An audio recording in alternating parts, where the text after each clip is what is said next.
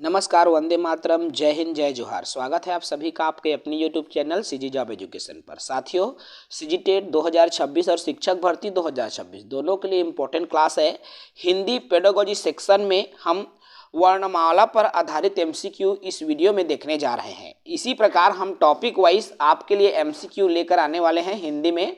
तो चलिए देर ना करते हुए शुरू करते हैं। आपके लिए बहुत ही इम्पोर्टेंट सेशन है, तो बिल्कुल देर न करते हैं और देर न करते हुए पहले प्रश्न की तरफ। ये जो प्रश्न है, पहला प्रश्न है आपके टीचर भर्ती एग्जाम में 2023 में शिक्षक भर्ती में पूछा गया था। वर्ग 2 में 2023 की भर्ती में पूछा गया है। देखिएगा, हिंदी वर्णमाला में उच्चारण के आधार पर वर्णों की संख्या कितनी होती है बताना है। ए 42, बी 52, सी 47 या डी 37। हिंदी वर्णमाला में कुल वर्ण की यहाँ पर संख्या पूछा गया है। तो आप सबको पता है, जब बात हो रही है हिंदी वर्णमाला की तो कुल वर्ण जो है 52 होते हैं, इसलिए इसका सही उत्तर हो जाएगा बी वाला ऑप्शन। ठीक है, कुल 52 वर्ण होते हैं हिंदी वर्णमाला में। चलिएगा नेक्स्ट क्वेश्चन पर बात करेंगे। क्वेश्चन नंबर दूसरा है, देखिएगा दूसरा प्रश्न है, हिंदी वर्णमाला में स्वरों की कुल संख्या बताना है। अब कितने स्वर होते हैं? व्यंजन और स्वर मिलकर के वर्णमाला बनाता है, आपको पता है। तो यहाँ पर बताना है स्वरों की कुल संख्या। याद रखना, यहाँ स्वरों की जो कुल संख्या है 11 होती हैं। ठीक है, हिंदी वर्णमाला में कुल स्वरों की जो संख्या है 11 होती है। चलिएगा नेक्स्ट क्वेश्चन पर बात करेंगे। क्वेश्चन नंबर तीसरा देखिए। क्वेश्चन नंबर तीसरा कहता क्या है, हिंदी में व्यंजन वर्णों की कुल संख्या बताना है। अभी हमने देखा स्वर वर्णों की कुल संख्या 11, अब व्यंजन वर्णों की कुल संख्या हमको बताना है। ऑप्शन है 33-2, 33, 34 और 32। तो कितने होंगे?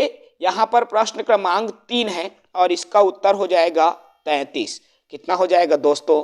33 हो जाएगा, 33। ठीक है, कैसे 33 होते हैं मैं उसको भी बता दूं। देखिएगा, आप काउंट करते चलेंगे। स्पर्श व्यंजन की कुल संख्या होती है 25, अंतस्थ व्यंजन की कुल संख्या होती है 4 और उष्ण या संघर्षी व्यंजन की भी कुल संख्या होती है 4। अगर इनको जोड़ा जाए तो ये कुल होता है 25 4 29, 30 3 33 आपके व्यंजन हो जाएंगे। क्लियर है? चलिएगा नेक्स्ट क्वेश्चन पर बात करेंगे। क्वेश्चन नंबर चौथा देखिए। क्वेश्चन नंबर 4 भी मोस्ट इंपॉर्टेंट है, आपको स्क्रीन पर दिख रहा है। निम्नांकित में से सही कथन को चुनना है। और सही कथन क्या हो सकता है? देखिए, देवनागरी लिपि में वर्णों की संख्या 54 है, ये तो गलत कथन हो गया। ठीक है, व्यंजन का उच्चारण स्वतंत्र रूप से किया जा सकता है, नहीं किया जा सकता। बिना स्वर के व्यंजन का उच्चारण हो ही नहीं सकता। स्वरों की संख्या व्यंजनों की संख्या से अधिक है, नहीं भाई, कम है। तो उत्तर हो जाएगा आपका डी। स्वर ध्वनियां व्यंजनों के उच्चारण में सहायक होती है। बिल्कुल, कैसे सहायक होती है उसको भी देखो। स्वर और व्यंजन, आपको पता है स्वर यानी अ आ इ ई उ ऊ आहा तक, है ना, और व्यंजन यानी क ख ग घ। अब जैसे मैंने कहा क, अभी हमारा ये जो ऑप्शन देखिएगा, स्वर ध्वनियां व्यंजनों के उच्चारण में कैसे सहायक होती है। मैंने कहा क, जब हम क बोल रहे हैं तो ये क कैसे हो रहा है? क नीचे में हलंत है, आधा क है, धन अ, ये जब आपस में मिला तब वो बनाया क। अर्थात देखिए, स्वतंत्र रूप से ये क्या उच्चारण हुआ? क्या नहीं, व्यंजन का उच्चारण स्वतंत्र रूप से नहीं हुआ, अर्थात स्वर ध्वनियां उच्चारण में सहायक हुआ। और ये अ, जब क धन अ बराबर क बनाता है, यानी कि अ स्वर जो है व्यंजन के साथ जुड़ा होता है। क्लियर है? चलिएगा, इसलिए उत्तर इसका डी हो जाएगा। चलिएगा पांचवा प्रश्न पर आपके बात करेंगे। देखिए स्क्रीन पर दिख रहा है, वर्णमाला किसे कहते हैं? शब्द समूह को, शब्द रचना को, वर्णों के संकलन को या वर्णों के क्रमबद्ध समूह? तो सरल ही आंसर है, वर्णों के क्रमबद्ध समूह को क्या कहेंगे? वर्णमाला कहेंगे। तो वर्णमाला का परिभाषा ही यही है, वर्णों के व्यवस्थित या क्रमबद्ध समूह को वर्णमाला कहते हैं। और वर्णमाला कुल वर्ण जो है 52 होती है, ये भी याद रखेंगे। चलिएगा नेक्स्ट क्वेश्चन पर बात करेंगे। क्वेश्चन नंबर 6वां देखिए, आपको स्क्रीन पर दिख रहा है। स्वर और व्यंजन के संयुक्त रूप को, यानी कि जब स्वर और व्यंजन दोनों संयुक्त हो जाए, जुड़ जाए, तो उसको क्या कहेंगे? वर्ण कहेंगे, वाक्य कहेंगे, ध्वनि कहेंगे या अक्षर कहेंगे? तो भाई वर्ण कहेंगे। अभी मैंने कहा वर्णमाला, और वर्णमाला में स्वर भी शामिल रहते हैं और व्यंजन भी शामिल रहते हैं, इसलिए इसका उत्तर हो जाएगा वर्ण। चलिएगा, नेक्स्ट क्वेश्चन है आपके प्रश्न 7वां, और ये प्रश्न सीजी टेट पेपर 2 में 2021 के एग्जाम में पूछे गए हैं। ठीक है, चलिएगा देखिए। ध्वनियों के मेल से बने सार्थक वर्ण समुदाय को क्या कहा जाता है? ध्वनियों के मेल से बने, अब ध्वनि जब आपस में जुड़ते हैं तब क्या बनता है? तो उत्तर हो जाएगा अक्षर। याद रखेंगे, वाक्य शब्द अर्थ नहीं बनेगा बल्कि अक्षर बनता है। जैसे मैंने कहा राम, अब राम र धन अ धन म, अर्थात ध्वनि का मेल इसमें हो रहा है और ये बन रहा है अक्षर। ठीक है, चलिएगा नेक्स्ट क्वेश्चन की बात करेंगे। क्वेश्चन नंबर 7 के बाद में आपके क्वेश्चन नंबर 8वां और स्वर पर आधारित है ये क्वेश्चन। ठीक है, देखिएगा, स्वर किसे कहते हैं? स्वर, तो स्वर एवं वर्णों के मेल को स्वर कहेंगे क्या? नहीं, तो किसको कहेंगे दोस्तों? देखिए, चलते चलेंगे, हमको समझ में आते। स्वर एवं व्यंजन का वर्णों का मेल नहीं, व्यंजन एवं विसर्ग का मेल नहीं, तो इनमें से कोई भी ऑप्शन नहीं होगा। ठीक है, किसका? आपका 8वां का उत्तर डी हो जाएगा।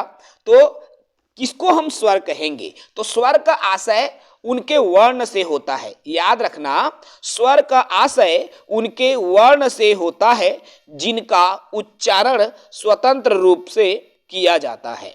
स्वर का अर्थ या स्वर का आशय उनके वर्णों से होता है जिनका उच्चारण स्वतंत्र रूप से किया जाता है। क्लियर है? इसलिए ये तीनों ऑप्शन रॉन्ग है, उत्तर हो जाएगा डी वाला। चलिएगा, नेक्स्ट क्वेश्चन पर बात करेंगे। क्वेश्चन नंबर आपके 9, देखिएगा 9 नंबर का प्रश्न कहता है स्वर किसे कहते हैं? वही सवाल है और ये सवाल रिपीटेड है।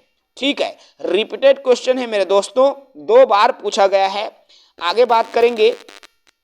अगला प्रश्न 10वां, देखिएगा 10वां प्रश्न क्या कहता है? स्वयं राजन्ते स्वरा अन्वग भवति व्यंजनमिति, स्वयं राजन्ते स्वरा अन्वग भवति व्यंजनमिति, स्वर की यह जो परिभाषा है वह निम्न में से किसकी परिभाषा है? ये बताना है। ए भामह की परिभाषा है, बी रुद्रट की परिभाषा है, सी पतंजलि की परिभाषा है या डी वामन की परिभाषा है। तो ये तो याद करने वाला कथन है और इसका उत्तर हो जाएगा दोस्तों आपके पतंजलि। ठीक है सर, इनका उत्तर क्या हो जाएगा? पतंजलि हो जाएगा सर। तो चलिए आगे बात करेंगे। प्रश्न क्रमांक हम 11वां पर चलते हैं। ठीक है, चलिएगा 11वां प्रश्न देखिएगा, आपको स्क्रीन पर दिखाई दे रहा है। थोड़ा आपको बड़ा स्क्रीन हमने दे दिया। चलिएगा देखिए, 11वां प्रश्न कहता है स्वाश्रित वर्ण, स्व आश्रित वर्ण किसे कहेंगे? तो स्व आश्रित वर्ण किसे कहेंगे? अ स्वर वर्ण को कहेंगे, ब व्यंजन वर्ण को कहेंगे, सी अंतस्थ व्यंजन को कहेंगे या डी उष्ण वर्ण को कहेंगे। तो स्व आश्रित अर्थात जो स्वयं पर आश्रित हो, जिसको उच्चारण करने के लिए किसी दूसरे का सहारा नहीं लेना पड़ता, तो स्वर का भाई अ बोलेंगे। तो क्या इसमें किसी का सहारा ले रहे हैं क्या? नहीं, अ मतलब ये स्वयं का ही सहारा से बोला जा रहा है, इसलिए इसे स्व आश्रित वर्ण की श्रेणी में रखा गया है या कहा जाता है। चलिएगा नेक्स्ट क्वेश्चन पर बात करते हैं। क्वेश्चन नंबर हमारा 12वां है, आपको स्क्रीन पर दिखाई दे रहा है। देखिएगा, स्वर ध्वनि किसके सहयोग से उच्चारित होती है?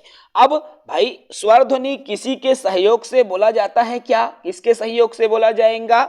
चलिए देखिएगा, ए स्वतंत्र रूप से, बी व्यंजन के सहयोग से, सी विसर्ग के सहयोग से या उपरोक्त में से कोई नहीं। तो भाई आपको मैं बार बार बोल रहा हूं, जब बात आ रही है स्वर की, तो स्वर को किसी की सहारे की जरूरत नहीं होती, स्वर को किसी के सहारे की जरूरत नहीं होती, इसलिए वह स्व आश्रित स्वर है जो कि स्वतंत्र रूप से उच्चारण किया जाता है। क्लियर है? क्लियर है मेरे दोस्तों?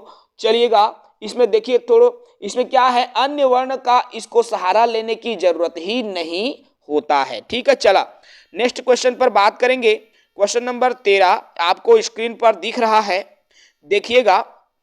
स्वर वह ध्वनि है जिसके उच्चारण में हवा मुख विवर से नहीं निकल पाती, हवा अबाध गति से मुख विवर से निकल जाती है, हवा मंद गति से मुख विवर से निकल जाती है, या हवा मध्यम गति से मुख विवर से निकल जाती है।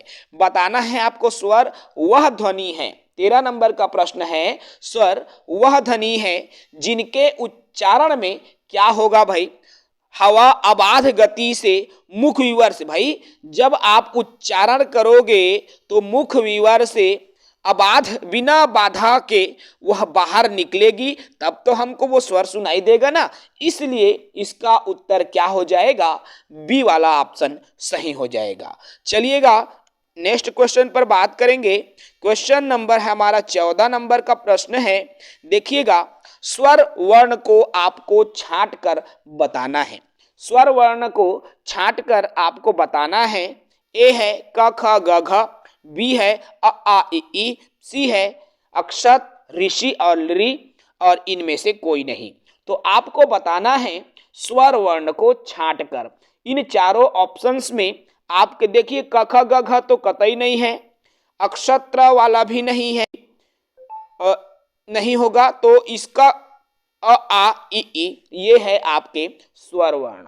ठीक है, आपको पता होगा कुल स्वर वर्णों की संख्या 11 है। इसमें अगर मैं कहूं अ आ इ ई उ ऊ री ए ऐ ओ औ, ठीक है, ये पूरे 11 है जो कि स्वर वर्ण की श्रेणी में आता है। ठीक है, इसमें अंग आहा नहीं आएगा। ठीक है, अयोग वाह में वो अलग आ जाता है। चलिएगा नेक्स्ट क्वेश्चन पर बात करेंगे। क्वेश्चन नंबर 15, क्वेश्चन नंबर 15 आपको स्क्रीन पर दिखाई दे रहा है, देख पा रहे हैं क्या है। देखो भाई प्रश्न 15 नंबर का कहता क्या है, स्वर वर्ण कौन सा है। वही चीजें फिर से रिपीटेड है, क्वेश्चन थोड़ा अलग है। क ख ग घ ये तो नहीं है, च छ ज झ भी नहीं है, प फ ब भ भी नहीं है, तो अ आ इ ई उ ये आपके स्वर वर्ण के अंतर्गत आ जाएगा। क्लियर है दोस्तों? चलिएगा नेक्स्ट क्वेश्चन पर बात करेंगे। क्वेश्चन नंबर हमारा 16 है और आपको स्क्रीन पर 16 नंबर के प्रश्न दिखाई दे रहे हैं। स्वर ध्वनि किसे कहते हैं, वही प्रश्न है, घुमा घुमा कर पूछा जा रहा है। स्वर ध्वनि अब किसे कहेंगे, ऋषि के लिए री और ला इसको तो नहीं कह सकते, यरा को भी नहीं कहेंगे, क ख को भी नहीं कहेंगे, तो इसका भी उत्तर हो जाएगा बी वाला ऑप्शन। ठीक है, चलिएगा नेक्स्ट प्रश्न पर बात करेंगे। प्रश्न क्रमांक 17 है और आज का हम 17 ही प्रश्न लिए हैं क्योंकि अगला टॉपिक आपके जो है स्वरों के प्रकार का एक नया टॉपिक पर वीडियो आएगी। ठीक है, अर्थात पूरे टॉपिक वाइज करेंगे, तो जरूरी नहीं है कि 20 ही प्रश्न हो, 30 प्रश्न भी हो सकते हैं, 20 से कम प्रश्न भी हो सकते हैं। ठीक है, हमारा उद्देश्य है आपको बिल्कुल टॉपिक वाइज कवर करवाना और हम कंटिन्यू आपके लिए वीडियो लाएंगे। मॉर्निंग और इवनिंग में हिंदी का वीडियो आएगा, सामाजिक विज्ञान मैराथन का भी वीडियो आपके लिए जल्दी ही प्रोवाइड करवाएंगे। ठीक है, क्योंकि लंबा वीडियो है, बनाने में थोड़ा सा वक्त लगता है। चलिएगा अंतिम प्रश्न देखिए 17 नंबर, स्वरों के निश्चित चिन्हों को क्या कहेंगे, मात्रा कहेंगे, विराम कहेंगे, अनुस्वार कहेंगे या चंद्र बिंदु कहेंगे। जल्दी से बताएंगे स्वरों के निश्चित चिन्ह।